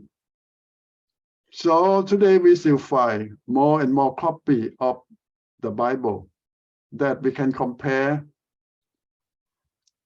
Now we talk about a lot of Bible copies survive the time that the Roman persecuted the church. You know that Christian is outlawed for the first 300 years. The Roman don't allow people to believe in Jesus. They put them in jail, they killed a lot of them, and they don't accept Christianity. Now it's so different. The Roman allow the Jew to practice Jewish belief, but don't allow Christian. So that very strange. So some people always try to think that why? Because Christian more aggressive in their faith, because Christian is more challenging the Roman authority. Because the Jew compromise with the Roman, and the Roman allow the Jew to keep their faith and the temple for more than 100 years. But in AD 70, the Roman destroyed the temple and not allow the Jew to keep their faith too. Why? Because all the Jew always rebel and try to kick the Roman out of Israel. So finally, the emperor decided that even the Jew is not good enough, not safe enough, even give them special right to keep their temple, their law. The Jews still not really submissive enough. So that's why later on the Romans persecute the Jew too. So when they persecute, what they do, they put a lot of believers in jail. They burn the Bible and don't allow the meeting. This is why for 300 years, the Christian need to go underground. When I say underground, it really means that way. Mean that the Jew and the Roman bury dead people underground, mean that they make cave, because most of Israel and even in Rome, there are mountains, and they have a lot of cave that they use to bury dead people, because they don't have land to bury. They make cave and put dead body in the cave, and they call a dead city. It's big. After several hundred years, they dig everywhere to put dead body, and they connect one to another one like a dead city. Nobody go down there because they bury dead people there, but Christians live there. In that dead city, Christians use it to worship God, of meeting, praise, and to hide from the government, because nobody want to go down there. It's a safe place that Christians use to be a place of worship, a place that they live away from the government. So for several hundred years, Christians live in the cave, live in the underground. So this is what we call underground Christian. They literally live in that cave for hundreds of years to survive. Live with the dead people. Now, the problem beside the persecution from the government, the leader, the apostle dying off, 12 of them die off. And a lot of them not just died, they were killed. We believe that almost every apostle was killed by the Roman. But we believe that John is the only one that died old, maybe almost 100 years old. But the rest, like Peter, were killed when he 50 something, 50, 60, the maximum. And Paul, the same thing, allowed his 50. But only John lived to almost 100 years old and died old age. Doesn't mean that the Roman not try to kill John. In legend say that they killed John several times, but he never died. So the saying that Jesus said that if I want John to live until I come back, so the story go on that John not going to die. And it proved the Roman tried to kill John several times, but John never died. He survived. And he lived until his old age, almost 100 years old, the only one that lasts. But the rest die off, and the church feel that they lost their leader, their pillar. So the church feel that at least we need to have the Bible to guide us. Nobody teaches us anymore, but we need to have the Bible now.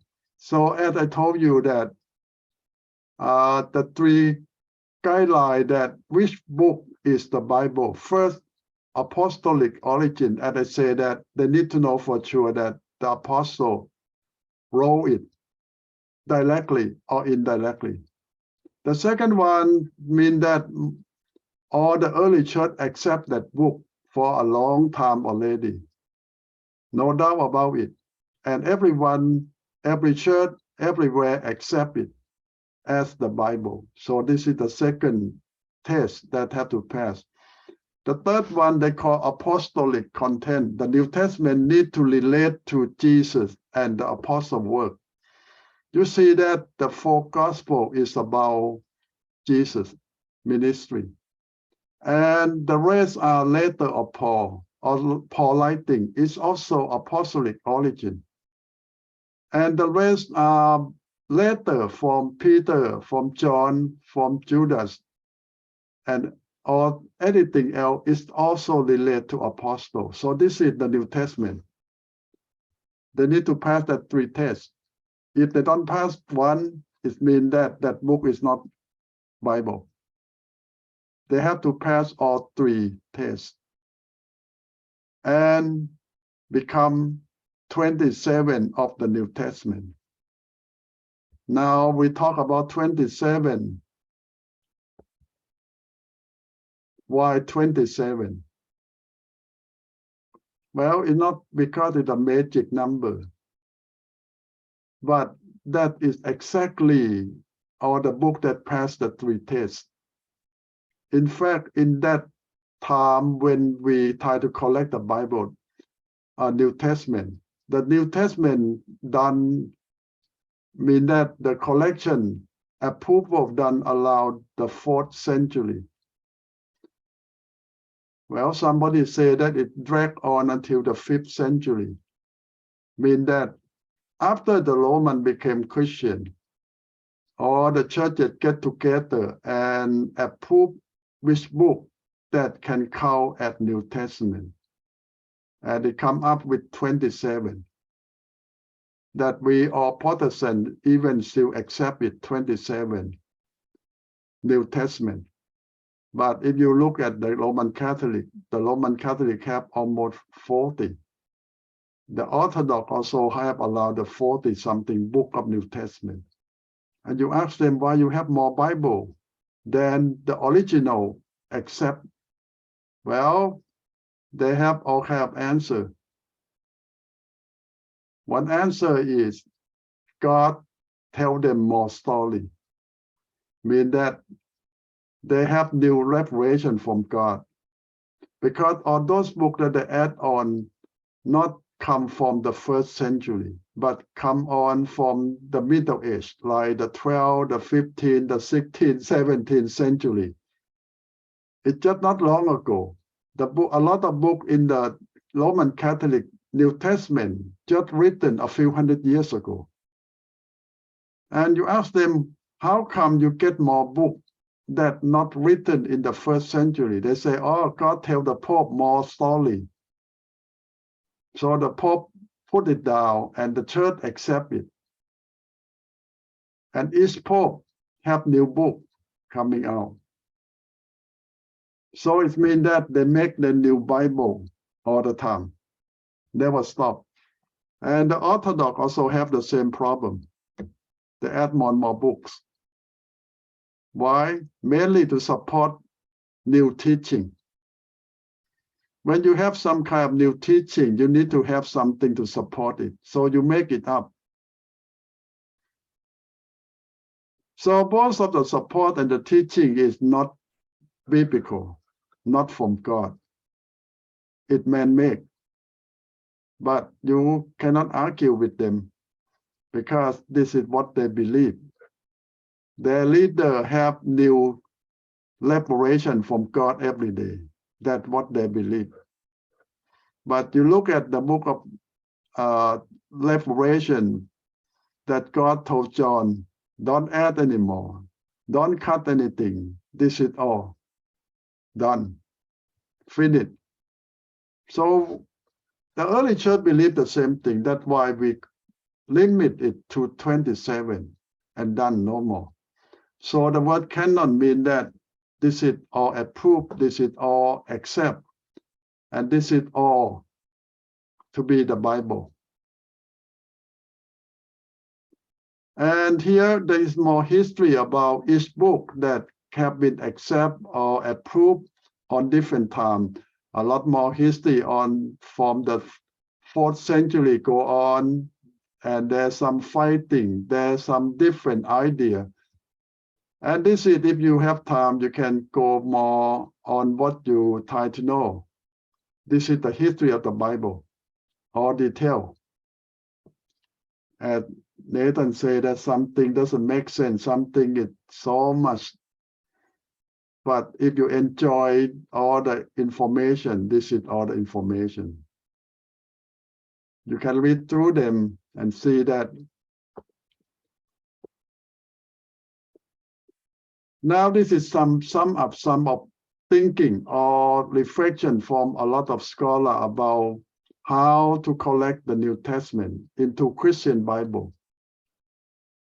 So they say that it's not easy as we think, that God hand down to the church 27 books. No, it's not come that way. The revelation go to different apostles in different time. And it have revealed to us slowly, one book at a time, through the apostle, or their writing, or their teaching. So you see that it's not like what God handed to Moses, the 10 Commandments, and that's clear from God. And the Bible even say God wrote it himself. But the New Testament come different way. We call that God inspired. Mean that God tell the apostle to write down, to teach the church that way.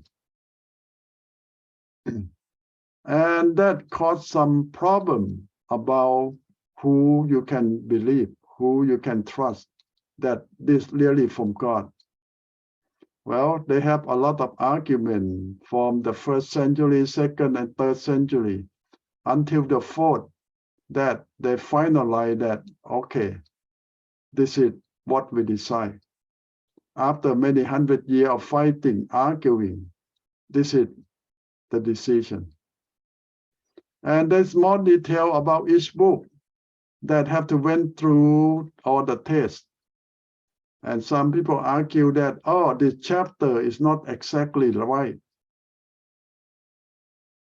Well, they try to compare a lot of copy.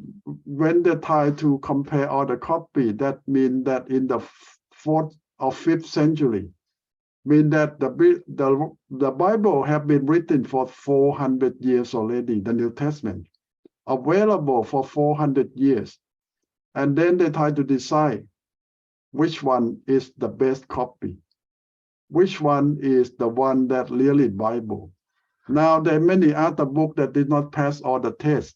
So what are they? Well, today we call other books. We have the name for them. Later on, we call them Apocrypha. It means that the other book that not pass the test, not canonized to be New Testament. But there's still, a lot of them still good book. They still teach a lot about the Bible, but they just not have been approved as the Bible. Some of them is okay. Some of them is very different from the Bible, our Bible. So a lot of time we recommend people don't read them, because they might confuse your faith or your belief. Why should you read something that not in the Bible, and after you read those books, you think that, oh, it's also in the Bible, but they are not. And the church don't accept those books. Well, when I say the church, I talk about Protestant and the early church from the 4th, the 5th century. But the Roman Catholic add on so many more books. And the Orthodox, the Greek Orthodox also add on a lot more books. into the New Testament. And here more history about many other books that some group, some churches accept even from the early day. And you ask them why you accept all this book. Well, mainly because it supports their teaching. And you ask them where this book come from. Well, you might guess they are the one who wrote those books to support their own teaching. It happened even in the early church. Some group want to put their culture or tradition for their believer, for their follower. So they write the book and claim that God told them. God give them that command or that book. So it come up that a lot of that. But we found out after all the tests or the examination from the early church, we found out that it's not the case. It's not from God. It's just man-made for their own purpose, for their own church benefit.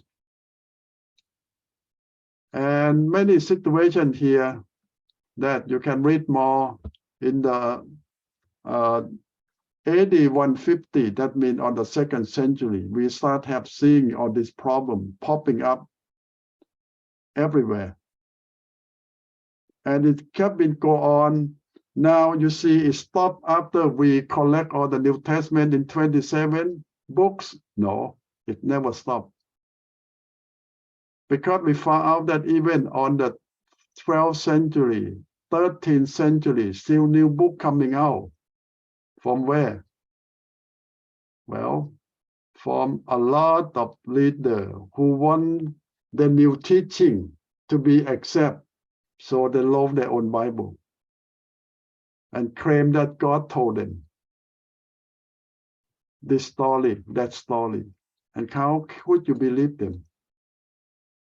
I don't mean that they all mean bad. They might, some of them mean good, but it's still not the way to add something new into the Bible and claiming that God told them to write those Bible. That is not acceptable. And like for Nathan say that if I want to translate them, I can cut some of them out because some of them might not so useful. It's just about the argument why they put more book into the New Testament or why their culture or their church approve or support new books into the Bible. They have all kind of argument, but I feel that that doesn't make much sense.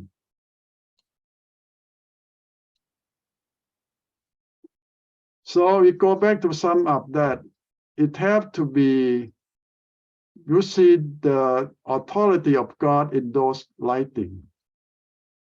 You see in the New Testament, you see that the people who love it get authority from God, and God allowed that to be recorded at the Bible for us.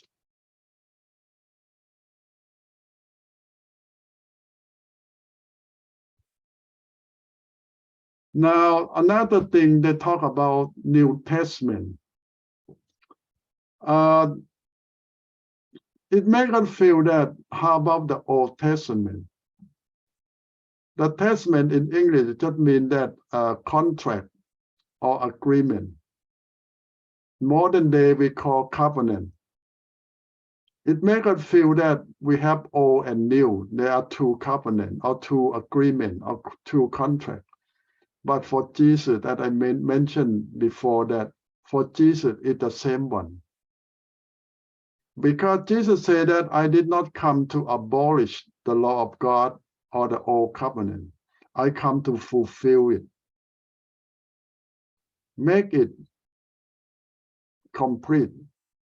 So for Jesus, it's the same thing. It's just in different time. And he is the one who come to fulfill them. But why the early church used old and new covenant? Well, they write that way because the Jews still claim the old one belong to them. And the Christian claim the new one belong to Christians. So it looked like two different covenants or two different testaments. But in fact, it's the same one. It's the same one in different time frame. That's all for Jesus' perspective.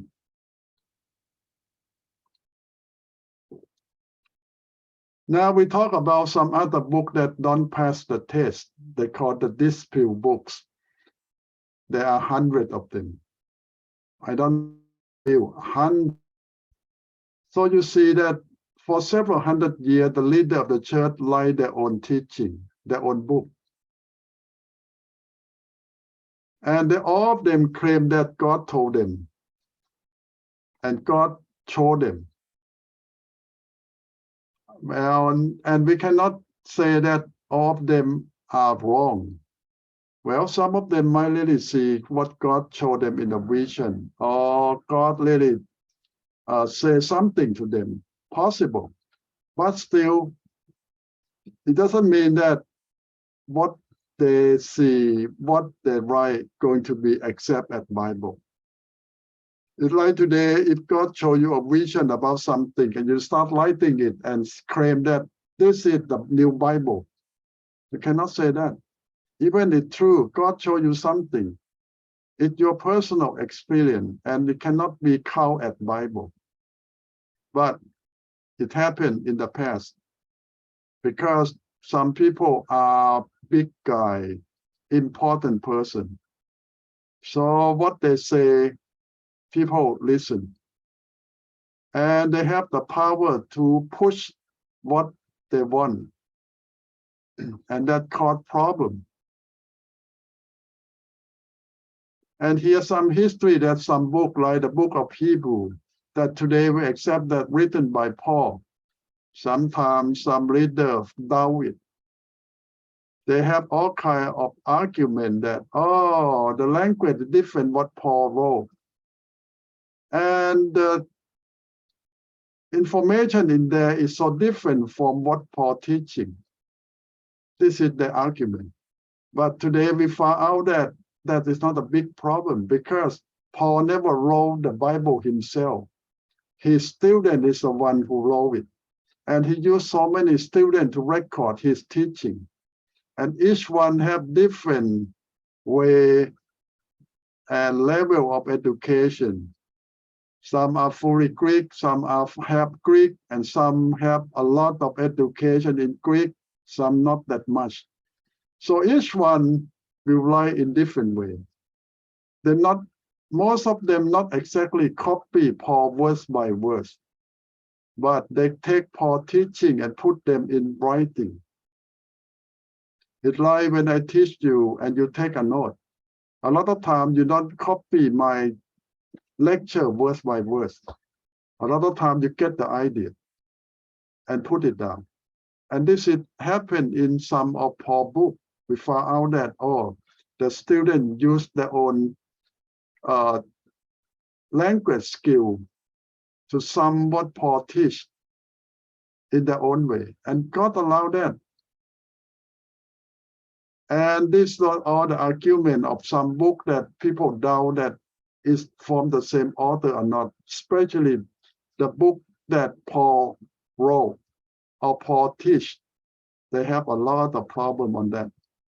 Well, but today we understand that why the differences, because we know more history about Paul's student and how Paul record his teaching. And here we talk about extra book that we mentioned before that is not past the test. And we call extra book because the early church don't accept it as Bible. We call literature, mean that, well, people write it to support their teaching or to use in their church, but they are not Bible. So there are so many of them. I might say that 100, but some of them are not so popular, some of them popular, and some of them accepted by the Roman Catholic Church. and some accept by the Orthodox Church, but not the early church and not Protestant church. Don't accept those. We call them apocrypha. There's so many of them.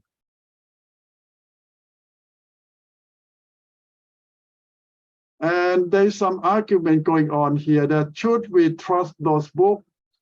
Well, a lot of time the answer is no. Why I say that? Because first, God don't accept them as Bible. Secondly, the early church don't accept them as Bible. And why should we accept them? Well, it might be fun if you have time to read some of them. They have a lot of weird stuff in there too. And a lot of things that you don't see in our Bible were there. And more question, because there some book claim that written by Peter, some claim that written by John, by Mark, and all name of apostle. Should we trust them? Even they put the name of all the apostle there? Well, most of the answer is no. People can claim anything from John, from James, from Peter, from anyone, and they're still fake. They're still not the real thing. There are more and more argument on those books. And as you ask me, what are they? They say Gospel of Thomas, Gospel of Philip. You see that? And Gospel of more Gospel of John. With John, they have John number 1, John number 2, John number 3. So many of them. And even Gospel of Mary, Mother of Jesus. And we found out that the Gospel of Mary just written around 18th, 19th century, not the first century. It's just brand new, just written by the Catholic monks. There some people say that by the order of Pope. So the church can worship Mary. So they need something to support that by make a book for Mary. And we found out that it's written in the 19th century, not the first century. How we know that? People have the way to study the paper or the thing that they write down. How old is that piece of skin? And the style of writing and the ink that they use. How old is it? And they can tell that this is 19th century work. It's like today, if you find a piece of rock or bone and you ask scientists, how old is this piece of bone? They can guess. I use the word guesstimate. Mean that they use the technology called carbon. They know that carbon will change a certain amount of time in a certain years. They call half-life. And by doing that, they can guesstimate the time of the material. I don't mean that exactly correct, but close to the fact. And when they study the Gospel of Mary, they found out that it just written around 19th century. Even the Catholic Church might claim that, oh, it's from the first century. This is not. You cannot argue with science. It's fact. So now why the church accept book that just written 200 years ago? I talk about 200 years ago, not 2,000 years ago. Just 200 years ago, it's about Mary. So you see that the church tried to support the teaching about Mary. Mary is God, Mary is Mother of God, Mary is the head of the saint. It just popped up not long ago. So now many more like the Gospel of Judas. You see, Judas even wrote something. Matthias, you remember that this is the guy that they select to replace Judas by the apostle from Acts chapter 1, chapter 2. And this guy never have anything about him at all. But 300 years later, they claim that he wrote a Bible. And we know that is not true. More name, and the list keep go on. It's not stopped there. Even today, more book will come out from the Catholic Church and the Orthodox Church because they believe that Pope can get a new message from God anytime. And Pope can write a new Bible to add on all the time. So that's the problem. I have more name, more list of new book that coming out all the time. And it never stopped until Jesus come back. The list will go on and longer every year. Because the new leader want something to support the new teaching, new theology. So they make up new Bible to support that.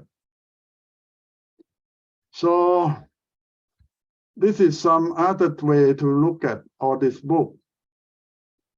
All the Apocrypha have something in common. It's weird stuff. It's all the miracle that you don't see in most gospel. It's more like literature, mean that it's like story making. So when you read all those books, you find out that a lot of things is the symbol. It's a lot of beautiful literature. It's about the story that make people feel good.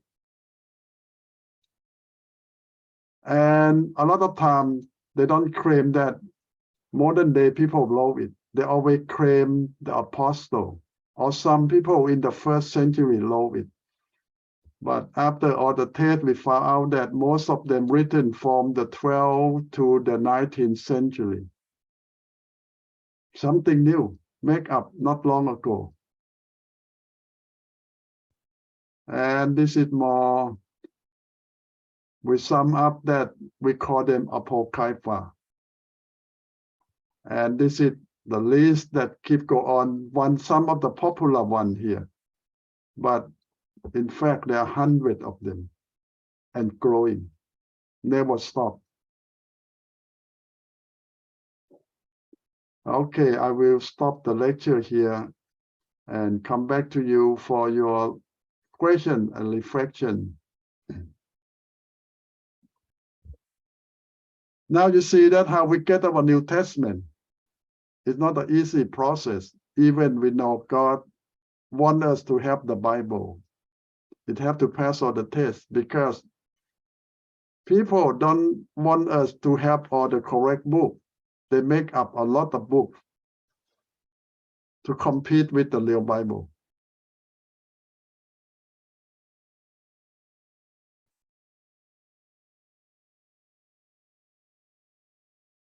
And some people ask the question is, can we trust that the 27 is New Testament or God wants us to know? Well, it's already passed the test for 2,000 years, 27 books. No more, no less.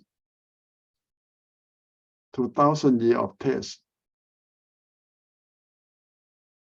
But the rest don't pass, so they are not Bible.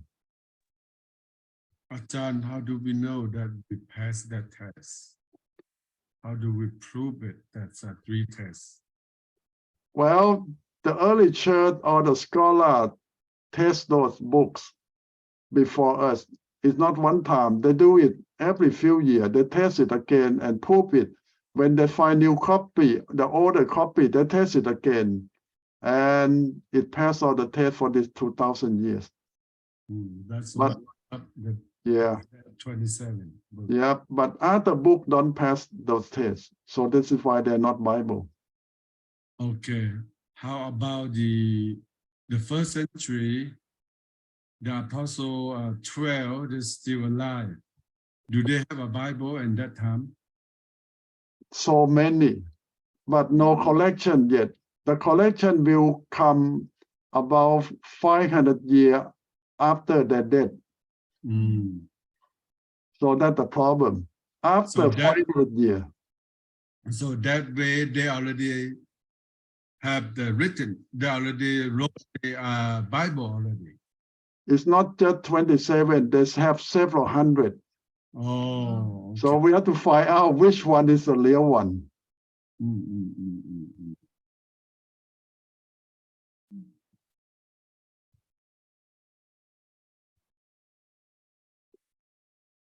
I remember, I don't remember that book said, that's how I write. If I continue to write, it's there's no way to let me to put in the Bible. Which book is that? I believe. The book of Revelation, John told us that this is done, no more. If you add anything on, curse on you. God will punish you. If you cut this book, God will punish you too. So the book of Revelation says that it's done, no more. And all the church believe that it's done. The Bible is done, no more.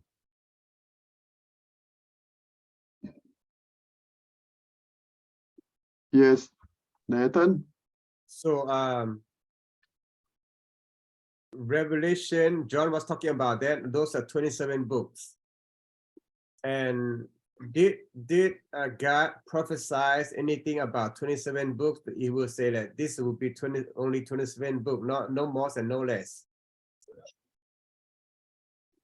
You have to know that in the old days, all the Bible have no chapter, no verses.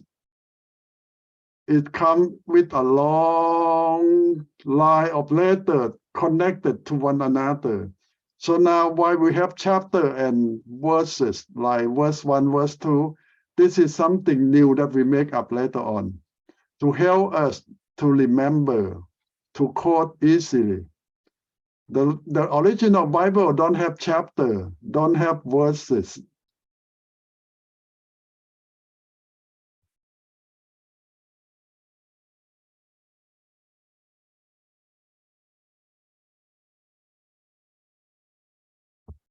And the word apocalypse itself, in the dictionary say it's kind of like destructions, violence, and I know that they make movie from the names.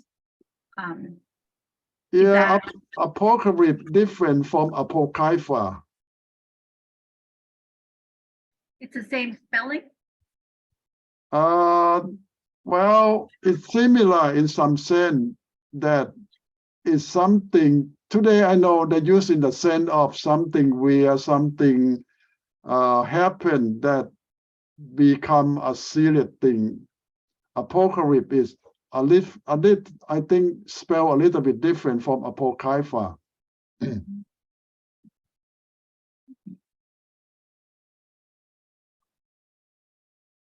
Any museum today we still have that apostle writing about the animal skin?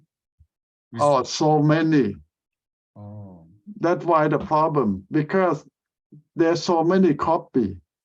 So this is why when we translate the Bible, we try to find the oldest copy because it's close to the original as possible.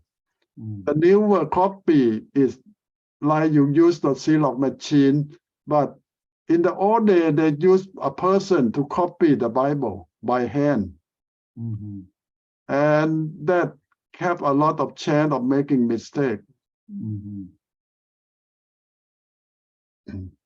But it's almost impossible we can see the original one. That's a good question. How can we find the original? Because too many copies already. Yeah, like when Paul write an original letter, the letter go to the work like the Church of Corinth. That night, the the people of Korean will make a copy right away. Why? Because the letter won't stay there long. A Yeah. week, the letter will go somewhere else, so they need their own copy. So they make their own copy right away. Because there's no good ink, no good paper. There's only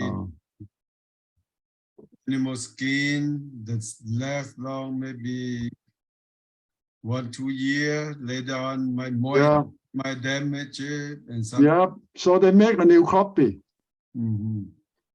So, for example, Paul wrote a letter. In 1 year, there might be already 10 or 20 copies because every church will make their own copy.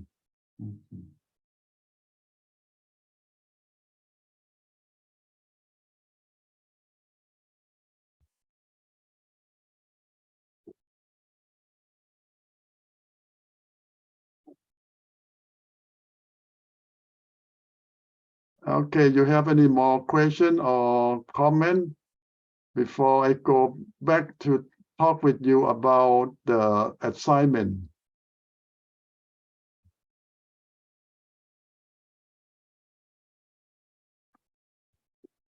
So you have an option of assignment. This class have no midterm final, but we have research paper if you want to do that. And if you want to do another project of translation that will cover all the research paper. In fact, the research paper have two kinds of requirement. First is the research paper on a certain book of the Bible, the original of certain books. And the second requirement is the translation of the Bible. There are two kinds of research paper. But if you want to do one translation of the textbook, it will cover both requirements.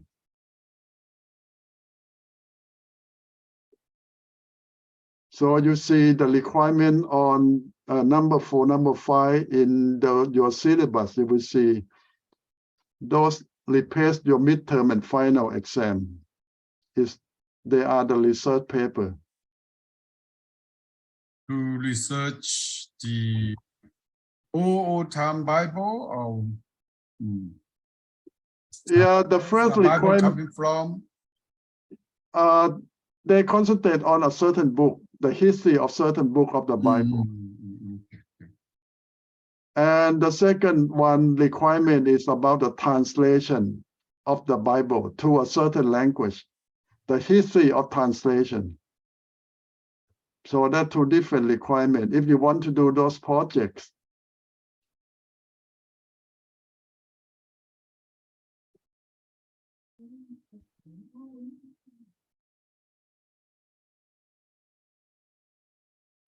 okay, you have any more question on the requirement or your assignment?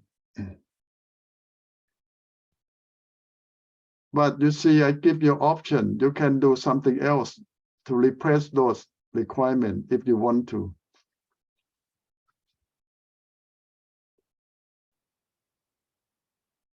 And I give you another option. You can work by yourself or you can work with your friend at a team.